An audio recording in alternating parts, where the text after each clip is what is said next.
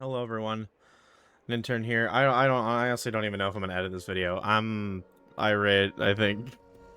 So let's go over the Devour patch notes for 12.1 PTR. If you don't know who I am, I'm Nintern. I'm a theory crafter for Devour. And I have been really looking forward to kind of looking at 12.1 to see what they would do that could be interesting for Devour, and a lot of changes I wanted to make. And obviously this is only the first round of changes on the PTR, so things can change, but let's go over it. Be sure to join my Discord down below if you have any questions as well. Demon Hunters can now equip daggers. This will allow Devour Demon Hunters to acquire and use daggers with intelligence on them. Sure, I really don't care about this, but good change. Developer's notes. We're getting Devour. We're reducing the scaling of Devourer's Mastery, Monster Within, to help with other stats to compete and compensating with an overall ability damage buff. Between that and a few more targeted changes, we expect damage during Void Metamorphosis to be slightly reduced, while damage outside of Metamorphosis is significantly increased. Mastery Monster Within has been updated. Bonus damage during Void Metamorphosis reduced by 66%. 66%.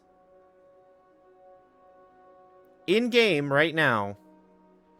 Again, I'm not gonna edit this video, but in game right now, my mastery currently, all cosmic damage dealt is increased by 34%. While in Void Metamorphosis, this bonus is increased by an additional 41%. Take away 66% of that number, that is how much bonus damage you're getting in Void Meta. Like, Void Meta is... for all intents and purposes, in my opinion, I'm sure there'll be varying opinions, but Mastery is just getting shot in the head. But I still don't see Verse being good unless Mastery is really that bad. So, I mean, are we just going to end up being Haste Crit? Maybe. All ability damage increased by 20% to compensate. Void Metamorphosis now increases Void Ray damage by 40%, was 67%. Impending Apocalypse now causes each collapsing star to grant 20% increased damage. The next one was 30%. Consume damage increased by 60%. 60%. Why? Why? The main thing people complained about during the pre-patch was that Consume was pressed too much and we're increasing its damage by 60%. And then we're nerfing Collapsing Star. I'm genuinely lost. But, okay, so let's, for all intents and purposes, let's say this is basically a wash, right? Because this doesn't change your gameplay all that much. It does nerf Impending Apocalypse.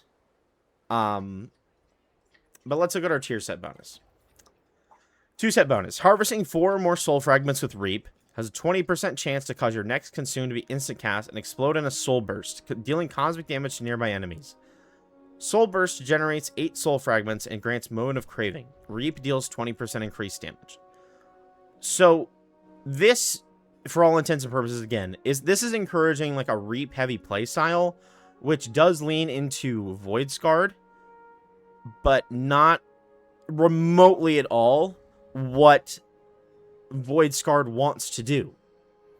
If we go back in game, and I look at, and I switch to Void Scarred. I switch to some Void Scarred build.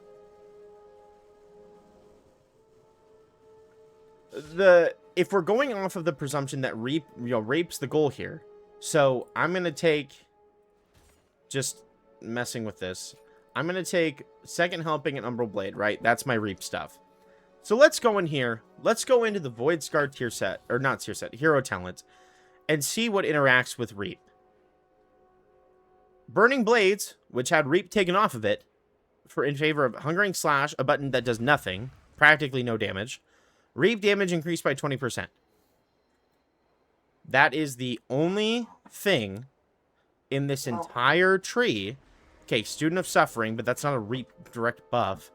That is the only thing in this tree that is interacting with Reap at all. At all. And you're only triggering this tier set 1 in 5 Reap casts, percentage-wise. So, I get it on paper, Like, yeah, my next consume, which just got buffed by 60%, is now going to blow up. Cool. Great. Oh, cool. It also gives Moment of Craving. Cool. But you're not... I'm not being... This is the whole problem with this spec right now, is that I am not incentivized in the slightest, to play any melee talents. At all. At all. Void Scarred was good.